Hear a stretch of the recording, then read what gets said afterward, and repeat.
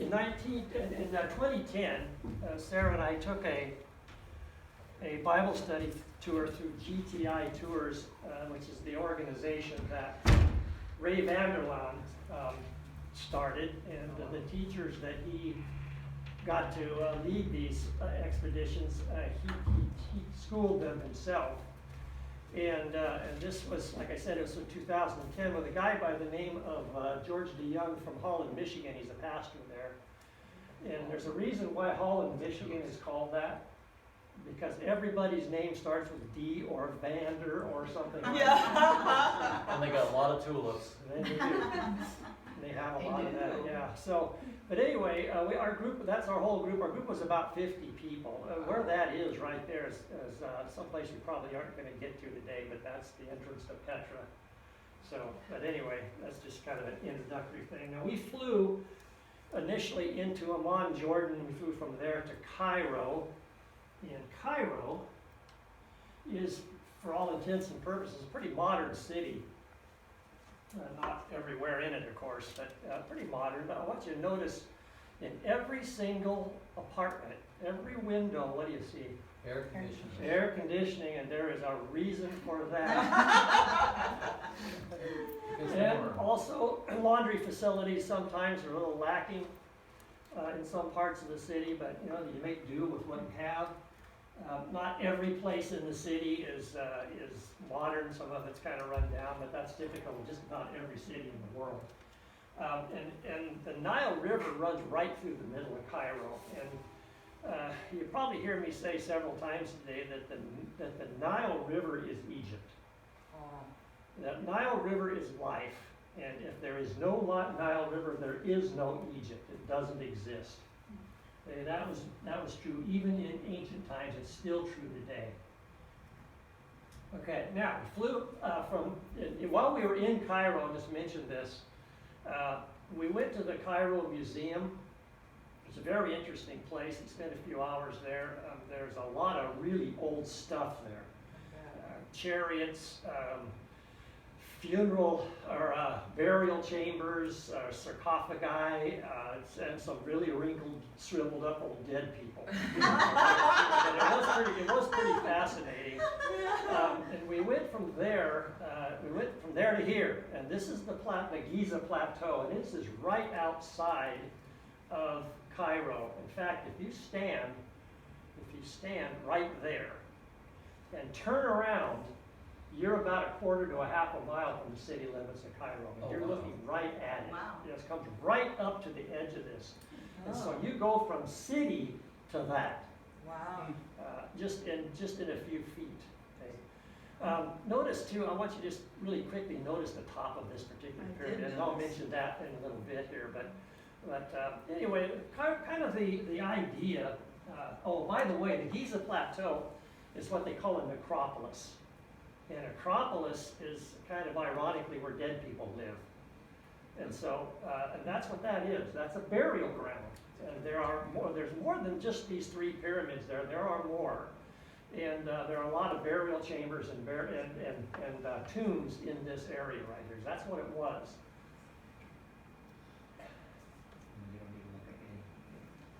All right, now, George, our leader, was kind of the whole idea was that he was our rabbi, and we did whatever he did. We were his disciples. Wherever he went and whatever he did, we did.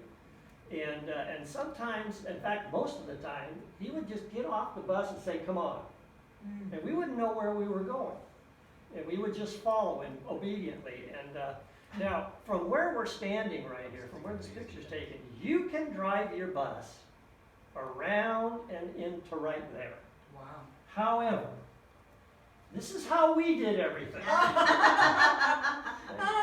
He wanted us to discover Egypt, Jordan, and Israel by our feet. And it was really quite an experience, and we walked everywhere. How hot is it right there? It's probably, it'll be easily over 100 degrees. Okay. Wow. Maybe even hotter than that. There were some places where we exceeded 110.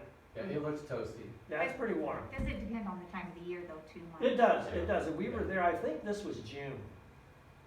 So it wasn't quite the hottest time of the year, but it was pretty Close. Yeah, but you can see, you know, how lush and green it is. Yeah. Yeah, and I'll show you some other stuff too. Okay, now, the pyramids, you know, they're made up of all these blocks, and they're huge, weigh an awful lot, and you see the cap on this one. All the pyramids at one time looked like that. That is a plaster that covered the entire pyramid. Oh. And all of them except for that part right up there, all of that's been washed away, it's all been weathered away. I thought it was a repair thing. No, that's what's left of the plaster Ah. covering it. The pyramids at one time were smooth, but they aren't anymore. And of course, you know, when you go to the pyramids, you have to climb on them a little bit. Oh, of course. So there was a place where they let us climb. You know, they're not supposed to climb way up on top of them, although there's some people did, not from our group, but we saw other people doing that. So there was a spot there they let us go. So they're not smooth? No, they look just like that. Wow, I thought they were smooth. No, they're not. They're just like that. Look at that.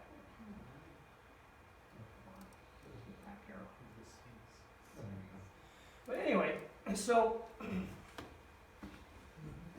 one thing that I want to just kind of dispel here right away is that the Hebrew slaves in Egypt did not build the pyramids.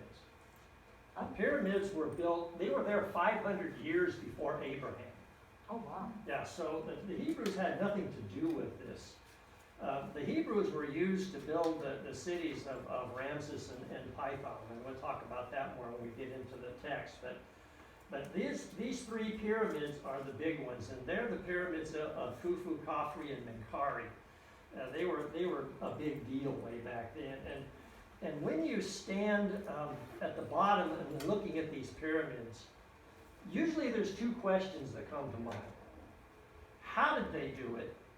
And why on heck would anybody do that? Right. Right? And so now the why, for the how, it took about 25 years to build each one of these. And the stones, like I said, are huge. They're 2 tons or more each.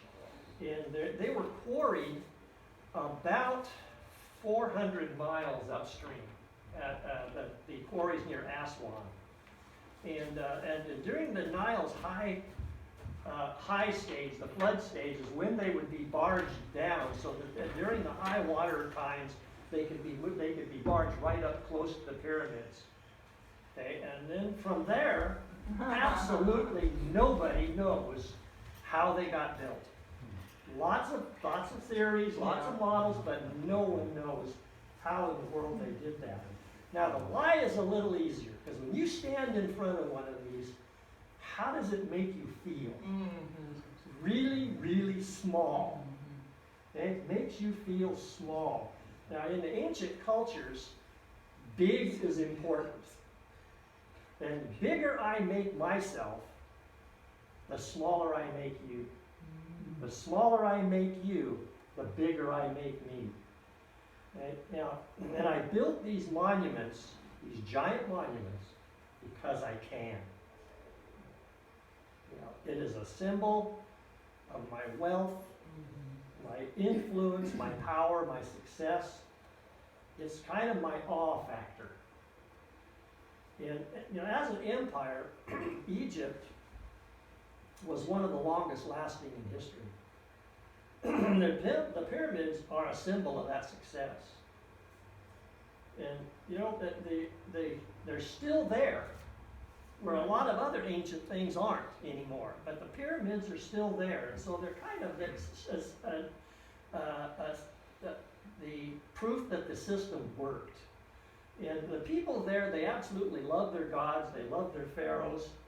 And so, now, the question, too, you might ask is, why a pyramid? Why do you build a pyramid? Couldn't you build something else really big? Why a pyramid? Now, to understand that, you need to understand something about the Egyptian creation myth. Now, there are a lot of pyramids in Egypt. They're not just here in the Giza Plateau. There are other places where you will find pyramids. None of them nearly this big. But in the creation myth in Egypt, the world began in a state of chaos. Excuse me. And the state of chaos is represented by the ocean, by seas. And for that reason,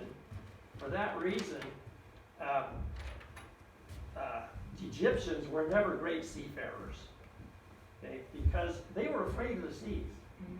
That was chaos to them. Now, at some point in their history, in their myth, dry land began to appear. And at the point where that dry land appeared, it's called a ben-ben, B-E-N-B-E-N. In Egyptian, and it means beginning. It was the beginning. Okay? Now, at that spot, order is being established out of the chaos. Okay? Now, the Egyptians claim even today that they know where that spot was. And it's in a place called Heliopolis, which is in the northeast suburbs of Cairo. There's ruins there that's been excavated, and the Egyptians say this is the spot right here. Okay? Now, how they know that, I don't know. Now, you need to understand that order is both a concept and it's a goddess. It's the goddess Ma'at. It's spelled M-A-A-T, Ma'at, right? And Ma'at is more than just order. Ma'at is truth, it's balance, it's morality, it's justice. Probably a good single word to describe Ma'at would be harmony. Right? Now, the job of the gods was to maintain Ma'at. And Pharaoh, who was himself a god, was the representative of the gods to the people. And it was his responsibility to maintain Ma'at on the behalf of the gods. Now, the top of the pyramid represents a ben-ben. It's a representation of a ben-ben. And the Pharaoh who had this pyramid built is saying that this pyramid proclaims that I have done my job. I have maintained Ma'at. Right? Now, who has Psalm 46? Hey, Rick, you want to read that? God is our refuge and strength, an ever-present help in trouble. Therefore we will not fear, though the earth give way and the mountains fall into the heart of the sea, though its waters roar and foam, and the mountains quake with their surging. There is a river whose streams make glad the city of God, the holy place where the Most High dwells. God is within her, she will not fall. God will help her at break of day. Nations are in an uproar, kingdoms fall. He lifts his voice, the earth melts. All right, so one God, more. are you done? No. Oh, okay, sorry. The Lord Almighty is with us. The God of Jacob is our fortress. All right, so in contrast to the Egyptians' idea of order and chaos, God does not so much maintain order out of the chaos.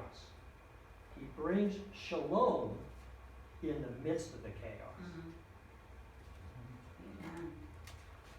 Now, the first thing you'll remember that God created from the formless and void earth was not order. It was light. Light so you could see in the midst of the darkness. All right, so you have Egypt here. It's the most long-standing empire in history, and it was the most powerful of the time. It was also had the most gods, into the hundreds and even thousands of gods, and it had the most temples per square mile of any other place that has ever existed on the earth. It is the most heathen place that has ever existed. And God chose to put his people there as slaves for 400 years. And you have to wonder why. And we're not going to answer that question today. We'll get to that. Right? All right, so. Well, there's the Sphinx facing east. Anyway, It's just a monument, nobody knows what for, nobody knows who built it, they don't know when it was built, and they don't know why it was built, but there it is. It's impressive. yeah, it's a Sphinx. But it does have a nice nose job. Yeah, it does. Yeah, the nose fell off, actually, at one Yep. point, so, anyway. Some say that it was removed by cannon fire World War I, but that's not true. Oh, really? No, it didn't happen that way. Oh. It was gone before that. It fell off.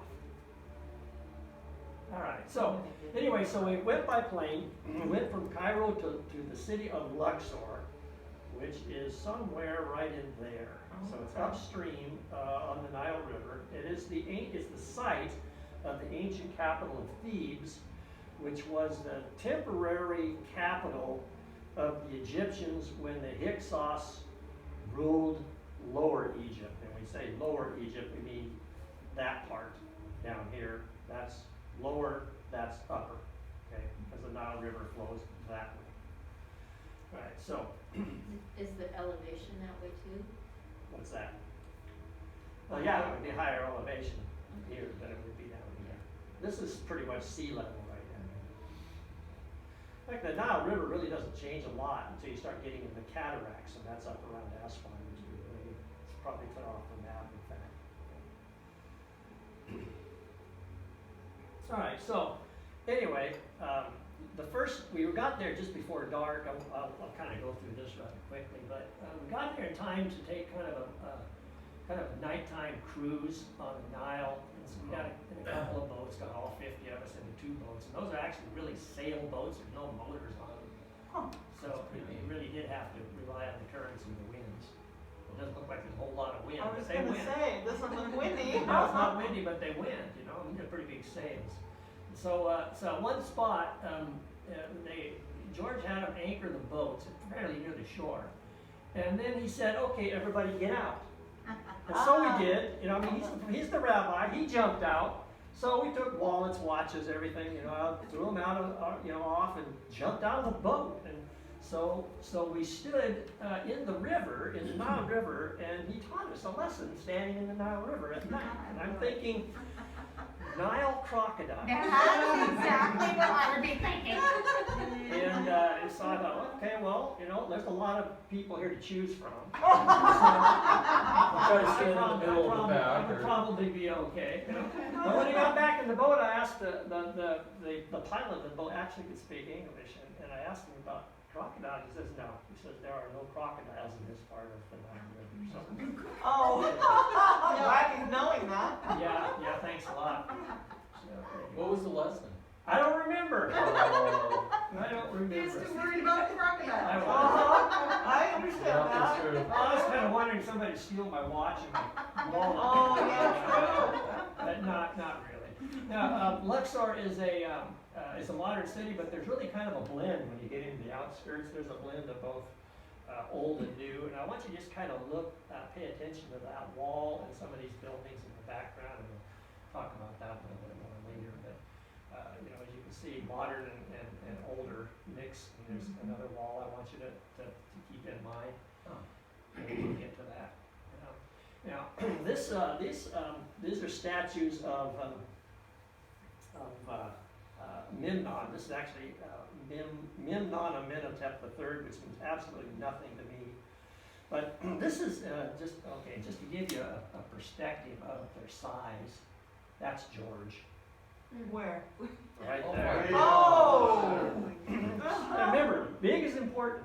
Big is important. Right? Yeah. So, but anyway, these 2 statues are actually the entrance to what was a mortuary temple, and this is this fence back here surrounds an excavation of the mortuary temple. We weren't allowed to go in there, but a mortuary temple was a place where embalming took place, and embalming was really a big deal. The process took a whole 70 days. And during the process, all the organs, including the brain, are all removed except for the heart. And I'll explain that a little bit later, but except for the heart, and those other organs were embalmed separately. But the very last step in the embalming process was something called the opening of the mouth ceremony. And in that ceremony, the priest would open the deceased's mouth and put the words that he would need for the afterlife into his mouth. And I'll explain a little bit more about that. So a they're little really bit kind of later, too. focused on death. Yeah, there was a big focus on death there. Yeah, it was a big thing. Now, I don't know how they knew what one needed in the afterlife, because really nobody had ever been there. But, I want you to contrast this with a few verses. Who has Psalm 81? I do. Hear, O my people, I will admonish you, O Israel, if you will listen to me. There shall be no foreign God among you, nor shall you worship any foreign God. I am the Lord your God, who brought you out of the land of Egypt. Open your mouth wide, and I will fill it. Okay, and then who has John 6? And John 6:68 says, Simon Peter answered him, Lord, to whom shall we go? You have words of eternal life. Okay, so God, in contrast to that, God doesn't give us words that we need in the afterlife. God gives us the words we need right now. All right, so remember, the bigger the statue, the bigger the pyramid, the bigger the temple, the more it reflects power. And Pharaoh makes himself big by making us small. Who has Philippians 2:5-8? I have that. Your attitude should be the same as that of Christ Jesus, who being in the very nature God, did not consider equality with God something to be grasped, but made himself nothing, taking the very nature of a servant, being made in human likeness. And being found in appearance as a man, he humbled himself and became obedient to death, even death on a cross. Does that sound like Pharaoh? No. No. God is not Pharaoh, and Pharaoh isn't God. It's not a God. All right. Yeah, and I think it's humbling to me that the God of this whole universe would do that for somebody like me. That's just the way God is. Okay, now we're going across the river to the west side of the river here, and this place is a small city. It's called Deir al-Medina, and it was the workers' camp for the Valley of the Kings. And the Valley of the Kings is just over this hill on the other side into a kind of a deep valley. Or you can go around the hill that way by bus and you can get to the parking lot. Right? You can imagine which direction we went.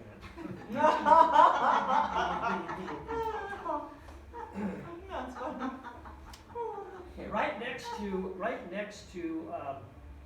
the workers' camp was this temple.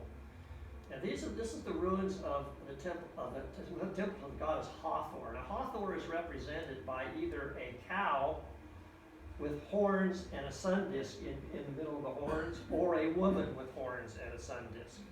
Okay. Now what do you notice about this wall? Pulling it on itself. It's bumpy. Yeah, it is. Now that is not accidental. That is on purpose, and that is not the result of poor construction. It's built that way on purpose. Because the outside of that temple is meant to represent chaos. Okay? It's meant to represent chaos. And as one travels deeper into the temple toward where the goddess resides, one goes from chaos to order. And what does that message send about that goddess? Okay. Now, the contents of a temple is whether it's a Greek temple, Roman temple, or an Egyptian temple, they're all very similar. As soon as you get through the gate, the very first area you go into is called the People's Court, and it's almost always open air, and it's the largest room in the temple. And then as you go from there, you will go into the next room, and that is the priest's court. And only priests can go in there. And it's usually smaller, and sometimes it's partially closed to the air. And then from there you go into what's called the vestibule, or the Holy of Holies. And this is where the deity resides. And this is a picture here of the Holy of Holies. Now, the roof is collapsed at one time, so it's pretty light in there right now. But you'll notice in the Holy of Holies, there's more than one alcove. There's actually another one over here. There was usually 3 alcoves in Egypt. The one in the middle, the largest, was the one where the goddess Hathor's statue or representation would be. And then the smaller ones on either side would be what they would consider lesser gods. Okay? And that was where that goddess was considered to reside. And so when you go from the outside, you go from chaos to order, from big to small, and to restricting access, and from light to darker, and you usually had to go upward to get to the Holy of Holies. Okay? Now that's kind of a picture of creation. It's kind of a picture of the bin and the establishment of Ma'at, or order there. Now, who has 1 Corinthians 6? Or do you not know that your body is the temple of the Holy Spirit who is in you, whom you have from God, and you are not your own? For you were bought at a price. Therefore glorify God in your body and in your spirit, which are God's. Yeah, see, you plural here, the word there is plural. You are the temple. You are the vestibule. You are the Holy of Holies, where the Holy Spirit is. And you are the place where God chooses to reside. And he says in that verse that I bought and paid for that temple, so don't bring your dirt into it. Moses, take your shoes off. What I was thinking is, like, God set up the same tabernacle Yeah. thing with the same, they would have known what all that meant. Yes, and we're going to see that here Yeah. not very long either. Right. Right? So, it's as if God is saying, Satan, you think you have a lot of temples in Egypt. Look how many I have. God always does one better. Now, in this same temple, now there's George talking to us about something. All right, now this mural, this is only part of the mural, but this mural inside the temple comes from the Egyptian Book of the Dead. Okay? It is a picture of the afterlife and final judgment. Now, the way it works is this. Now, remember I told you that when mummified the organs, including the brain and the rest of the organs, except for the heart, were all embalmed separately. But when a person died, they were brought to the Hall of Two Truths. And they were brought to the Hall of Two Truths by the goddess Ma'at, and that's her standing right there. And she is always represented as a woman with a feather on her head. Okay, that's Ma'at, and this, the candidate here is being brought to the Hall of Two Truths. And there that person gets to plead his case. Gets to plead his case to all these judges who are sitting here. These are elders, and they are judges. And so I'm suspecting that this is where the opening of the mouth ceremony comes in. The priest gives the dead person the words to say to these guys, because these guys are going to make a pretty important decision. If they buy what you have to say, then you get to go on to the next step. If not, that's it for you. You're going to be gone. You're going to a very unfortunate place. Okay, so they vote. Now, assuming you pass, then you get to go to the next place, which is, this is a balanced scale here. Right? And your heart, which you got to keep, your heart is going to be weighed against the weight of a feather. Yeah, what wasn't, I can't remember what the name was, but the god that had the jackal's head, he's specifically in charge of weighing that specifically, deciding, I think, I'm trying to remember what his name was, but he's the one who got... He's Anubis. Yeah, Anubis, that's what it was. He would use the boat of Rod to guide those who would pass, and sailed him down to the underworld. Okay, good. Yeah, I just couldn't tell because half Yeah, his it's- face is gone. Yeah, you can't really see it all very Good well. job, Chris. But But I if your wonder why heart, it's if your heart was heavier than the feather, meaning that you had a hard heart, Oh. then you have to, then what was going to happen next, it was going to go very bad for you, okay? Because you were going to be sent to, where are we? Okay. Here we go. Then you were going to be sent to this fine creature, Amat, and he would eat your heart. Okay. Now, if you had a good heart, if it was lighter than a feather, then you got to keep it, and you would then go on to the final stage, which means you would go before this deity. I don't remember the name of that deity, but you go before that deity, and if you had your light heart, you got to go to an afterlife in a good place called Duat.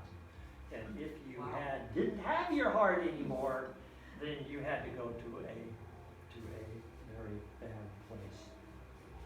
It's called Araru was the bad place. So that's the story. That's their Book of the Dead, and that is what they believe happened to people as they passed on.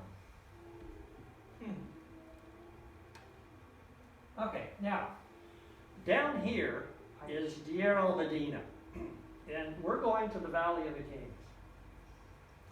And I really wish there hadn't been stairs. Have you ever walked on railroad tracks? You know that Oh, they're yeah. absolutely the wrong space apart. Oh, yeah. Well, that's the Oh, way yeah. these stairs were. You could not just step from one to the other. You had to shuffle every single step all the way Right. up this thing. So you're saying they're not ADA No, they're definitely not code. Okay, so anyway, Wow. we're going up, we're going up to Oh. that little building. It's like an right ant there. trail going. And it's not, it's not a cool day. Well, it's kind Right. of warm. But when we get up there, we are treated to an amazing Oh, view wow. from up here. Now, what I want you to see here, and this Wow. is important, this is the Nile River. Okay, and then you can see very sharply delineated the difference between the floodplain and the area outside of it. You can Oh, see yeah. here it is again over here. You get 1 or 2 miles away from the Nile River, Right. and you are Yeah. in a desert that is so severe. There are 3 words for desert in Hebrew, and this desert is the worst of them. And that's where people go out and die. Oh. Okay? Now, these mountains right here, right over those mountains are the Red Sea. Oh. Okay, so that gives you a little bit of a perspective here. Were they as dry as the other side? Oh, yeah. Yeah, it was all dry. So really, you're just a couple miles either Yeah. side of the Nile. Other than that, that's Yeah, other than that, it is Nothing. really a deadly place to live. How nomads lived out in some of that. I mean, they had to, go from oasis to oasis kind of a thing. Right. But, to give you an idea, there are places in Egypt and the Sinai where it doesn't rain at all. And at most, some places are going to give you maybe a half an inch of rain. That's why the Nile, that's why I said the Nile is life. The Nile is Egypt. Okay, so here's another picture of it. There you see Deir el-Medina down below. wow. And, so you can kind of see the contrast. I think this is one of the best pictures. It's Aw. almost like you could take and draw a pencil line right across here. Okay? So Goshen, is that near? No, Goshen is clear up here It's in the in the Nile Delta. Delta. It's in the northeast side corner of the Nile Delta. It's right up Okay. there. Yeah. Remember, the Pharaoh said the best of the land is before you. Mm-hmm. And the Nile Delta was the best of the land. Gotcha. Yeah.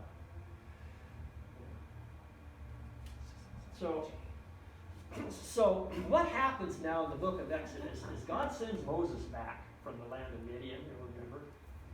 And he says, I want you to go talk to the elders of Israel. So he gathered them together. And he says, okay, everybody, I got great news. We are leaving here. We're getting out of this place. And they said, great, hallelujah. Where are we going? Into the desert. And he says, we're going out there. Oh. Yeah, I could see that not being Yeah, are happy. you kidding? You know, no wonder they wanted to go back when things got really bad. Yes. Because, I mean, you gotta be thinking, you know, we may be brick-making slaves, but good heavens, it's lush and green here, we have plenty to eat, we're Yeah. not dying. Yeah, you're You just want thinking, us to go out there in the worst kind of desert there is? That's We're gonna go out there and die. You're thinking God's GPS is on the fritz. Oh, yeah, absolutely. But you know, to get from where they were to where God wanted them to be, and to who he wanted them to be, yeah, he had to take them through the wilderness. Yeah. And sometimes it's that way for us too. Yep.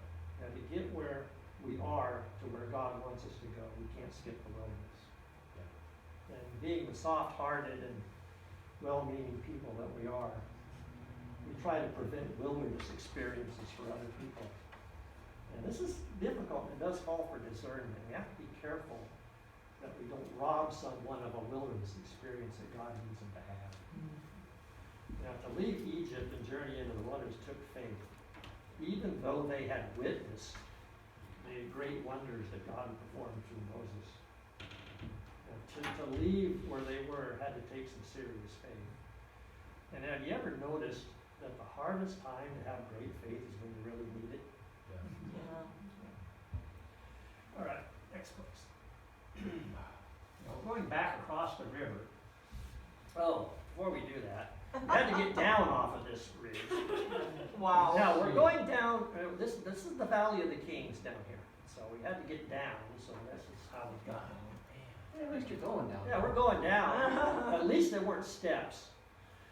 So anyway, we got down, and they wouldn't let us take photographs. We weren't even supposed to take cameras into the Valley of the Kings, but they let us take our cameras as long as we promised not to take photographs. But the Valley of the Kings was, it was exactly that. It was a bunch of tubes carved into the solid rock in this valley. And up to the time that we were there, they had so far uncovered about 16 of them. And they let us go into a couple of them. One of them was to one of the Ramseses. There was a whole bunch of Ramseses, like 10 or 12 of them. Wow. But anyway, the tube that we went into was absolutely incredible. It went down and down and down and down in this kind of in a tunnel. But the tunnel was carved out of a solid rock, and it was perfectly straight, perfectly vertical walls, perfectly right angled corners. Everywhere was absolutely perfectly chiseled, smooth as glass, and everywhere was painted with bright, colorful murals. And just as if it was just painted that day. Of course, they've been underground for a long, long, long Well time. preserved. So, but anyway, How so it was dry. absolutely amazing, the workmanship there. How large were they? They weren't real big. They were probably, you would probably go maybe from one end of the building to the other, and then you'd be in a burial chamber. Maybe there would be more than one burial chamber. Maybe one would be a queen, one would be a king, and there would be families and so on. But that's about what they were like. There may have been bigger ones. We only got to see a couple of them. One of them we didn't. I don't remember, Sarah, but I don't think we went even all the way down into the bottom of it. Okay. So now we go back across the east side near the city of Luxor. Sarah, I have absolutely no recollection of how we got across the river. I don't either. I don't know, there's no wonder bridge. why. Crocodile bad. Yeah, so it had to have been ferries or something to get us back and forth. But I don't remember any of that. Yeah, it wasn't a kayak. I guess. So anyway, this is a long roadway that goes into this temple. This is the temple of Karnak. It's actually the temple to Amun-Ra, who is the sun god. This long road was. This is only part of it. That there on each side there was just a whole bunch of these carved rams, which are themselves gods, I guess. But one thing I want you to notice about this entryway, up on top of this here would be a large stone or some way to bridge this. And this was called the head of the gate. And there would be gates here. But the idea behind this is that the bigger I made my gate was the more powerful and more important I thought the God that was represented by this temple was. And that would apply to cities as well. Sometimes cities would have a patron god of some kind, and they would build gates, and the larger they built them was what they thought of their god. Okay, now I gave Psalm 24 to somebody. Who got that? I just shut it, I'm sorry. Oh, okay. I apologize. And that was Psalm 24? Psalm 24, yeah. Got it?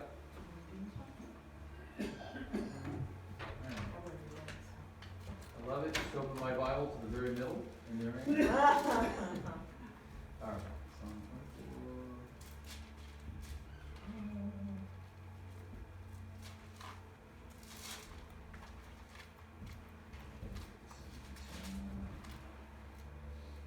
24. Lift up your heads, O gates, and be lifted up, O ancient doors, that the King of glory may come in. Who is the King of glory? The Lord strong and mighty, the Lord mighty in battle. Lift up your heads, O gates, and lift them up, O ancient doors, that the King of glory may come in. Who is this King of glory? The Lord of hosts. He is the King of glory. So the idea there from the psalmist is that you built your gates according to how important, how powerful, how big you think your God is. If you want the real true God of Israel to come through that gate, you better make that head of that gate higher. Because he won't fit in through that door. Nope. That's awesome. Yeah, it is. Now this is Temple of Karnak, by the way, is the world's second largest temple. There's one in India called Angkor Wat, which is bigger. But to give you an idea of the size of this, you have to picture a football stadium, complete with the parking for all the attendees. Wow. And that's how big this thing is. And the reason that it's so big is because succeeding pharaohs kept adding to it. And it just kept sprawling and sprawling. And a lot of it hasn't even been reconstructed or even excavated very well yet. Now, one of the bizarre things about this temple is that it's in the floodplain. And so every year that the Nile flooded, that temple got inundated with silt. And it had to be shoveled out by hand every year that it flooded. Wow. I can't imagine having that job. And, you can imagine how many slaves or people it would take to hire to shovel that thing out. But they had to do it all the time. So, I'm just trying to get my head around this. So, is it basically not just Egypt held this? Because it sounds very similar to, the Hebrew people too. So, was it just generally a cultural thing? Only they worship God and these had their many gods? Well, you have to remember where the nation of Israel started. Right. It started right here. Started in Egypt. And they had spent 400 years, and it says elsewhere in Scripture that they worshiped the gods of Egypt. Although there was some type of vestige worship and knowledge of Yahweh God there, because we'll see that when we get to the text, that it's still there. But nevertheless, there was probably an awful lot of adaptation to the culture that was there by the Hebrew people. But you got to realize that when Moses went up on Mount Sinai, God gave him the pattern for the tabernacle and for the temple, subsequently the temple. So God says, this is how I want it done. Okay. All right, this is the big open courtyard here, and you can see it's pretty amazing construction going on there. And did I miss one? I don't think so. Should be a picture. Anyway, what I want you to see is that just about on everything is writing. This is writing on everything. And the writing was not only their history, it was their Bible. And so knowledge was there on the walls. Well, anyway, here's part of it too. We had to go through a colonnade, and there was a lot of these, and they're huge. Yeah. So there's an awful lot of work that goes on into them, and you'll see there's just writing everywhere. Some of it's rubbed off. It didn't writing, it looks like they plastered these things and wrote in it. In there. And this is called these little things right here. This is called a cartouche, and that's the name of a pharaoh. I have no idea what name that is. But subsequent pharaohs will oftentimes rub those out and put their own name in there. Here we go. Obelisk, this obelisk here is 60 feet tall. And it's carved out of one single stone. It was quarried up in the quarries, like I said, for the pyramids up near Aswan. It was barged down to here. It's not only half as far as it would be if they were taking all the way to Cairo, but you know, God helped the person that broke one of these, and it did happen occasionally. It took 10 years to build, and if you broke one, you're in big trouble. You have to go back and start all over again. But You're gonna have a heavy heart. Yeah. Oh my goodness. Yep, a bad, going to a bad place. Yep. I don't know how anybody read any of this way out here, but you know, it's writing is everywhere. Just squint your eyes. Yeah. Wow. Okay, now interesting here. This writing is called graven images. Oh. And remember, God said, "Do not make of me any graven Right. images." So what God is saying there, He says, "Don't put me on that wall. Don't represent me as something you can put on that wall. Don't represent me as something you can carve out of stone or wood or anything else. Because I am spirit. You are to worship me in spirit. I am not to be carved on that wall. You cannot adequately represent me by any kind of carving on that wall." Okay. Okay, this is, by the way, this is on one of the walls on the outside of the temple. It's actually is a representation of a war, of a battle that took place in Israel, and it's actually in the Bible. I can't remember if it's a Chronicles. Was it Chronicles? One of the Chronicles? That sounds right. Yeah. Not sure. Yeah, I don't remember where it is or which one it is, but yeah, and there's some more of it. Pretty amazing when you see something in Egypt Yeah. that chronicles, is the same account, same basic account of something, of a battle in Israel that's in God's word. Yeah. Just archaeology just supports the Bible. It just brings it alive.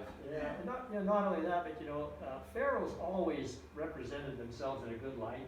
They never carved anything bad about themselves. Of course. Anyway, all right. Okay, now we somewhere in our travels, we're still in Luxor, but we came across this guy. George just had stopped the bus. He jumped out and he goes into this yard and he sees where this guy's working and he gets to talk to the people there. But this guy is involved in a family business, and this family business starts early in the morning before daylight, and they work most of the day at this.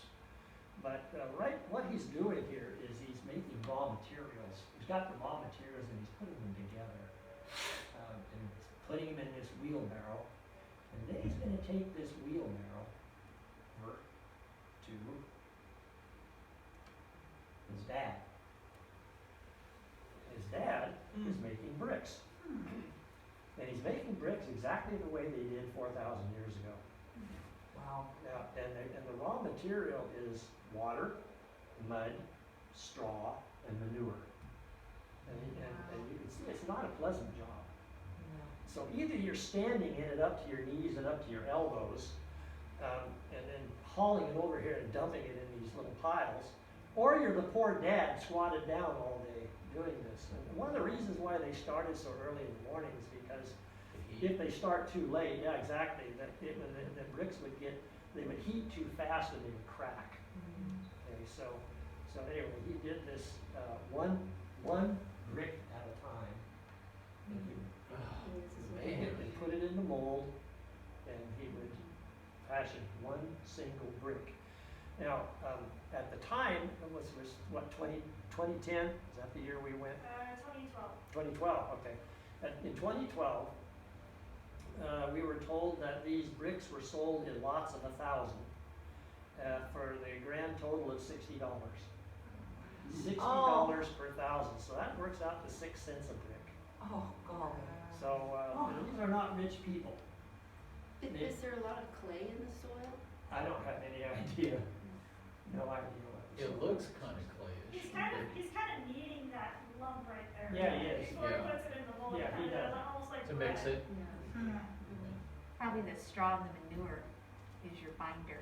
Right. Yeah, That makes yeah, sense, yeah, the straw keeps it together, keeps it from cracking.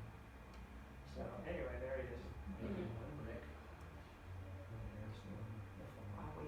Is there a preference on the type of manure they use as far as animal? I have no I idea. wondered if- I couldn't tell you. I was thinking the same I'm thing. thinking cows would be more productive.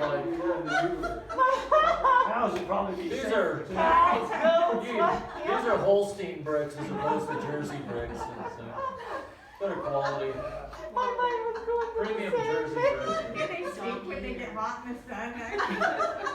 This is less stinky. But I want you to, but I want you to Cheap think purple back. bricks. I'll show you another picture in just a minute. But, brick making in ancient times was a dehumanizing activity. Right. That's one of the reasons why they used slaves to do it, because it was an awful job. Yeah. And so, George had each of the pastors, we had several pastors in our group, and he invited them to make a brick. Just to experience it, so they did, they joyfully did that. The guy makes a lot of bricks every day. Yeah, he's still got quite a store of them right there all piled up. I thought he was doing a pathway or something. Yeah, so anyway, that's, no, he was just making them dry, and then there's the pile of raw materials.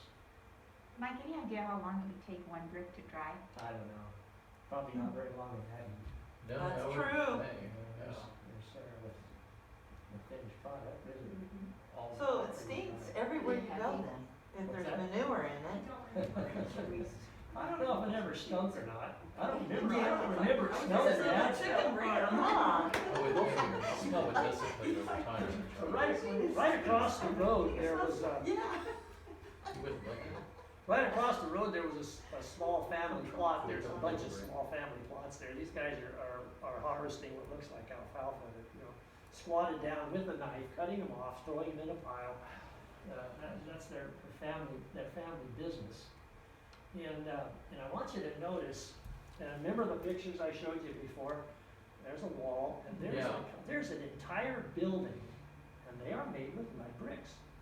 Wow. So they are still using mud bricks in construction. Now, not obviously downtown Luxor, you won't find buildings made out of mud bricks that use modern building techniques, but at least in some of the areas there, they were still using mud bricks. I mean, the guy still had a family business.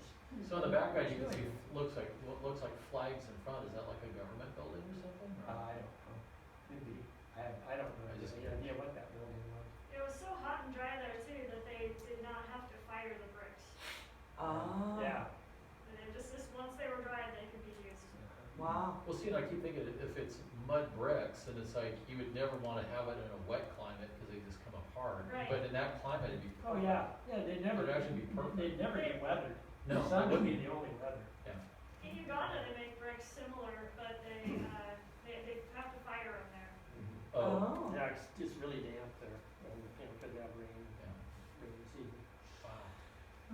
Now, lots of family plots, now this Nile floodplain actually it is the most fertile land in the world. And these are family plots here. Now, the Nile would flood every spring and it would cover the gardens, rich soil. But in the early 60s, the Russians built the Aswan Dam, which is about 150 to 200 miles upriver from right here. And so that didn't stop flooding. And since the dam was built, the soil is becoming more and more depleted. And now it has to be fertilized, and that increases the labor and the cost. So they've lost that. Remember, the river is life in Egypt. Now, there are 3 seasons in ancient Egypt. There was the flood season, which was in the spring, And that's when the Nile flood, the pyramids were built, other construction projects would go on, because the people couldn't go out in the fields and farm, because they'd be flooded. And then when the flood receded, this would be the second season, then the people would move back onto the floodplain and they would plant their crops. And the third season was the harvest season and the waiting for the floods to happen again. And that was kind of their cycle of life there. Run out of time before we get very far here. You can see this is just incredibly fertile land. It's beautifully lush and green, up to the point. So anyway, that's their irrigation system. When they wanted to irrigate a certain area, they just kick the dirt down and flood, and then they build it back up. It's just not anything. Okay, we'll probably, we might as well stop there.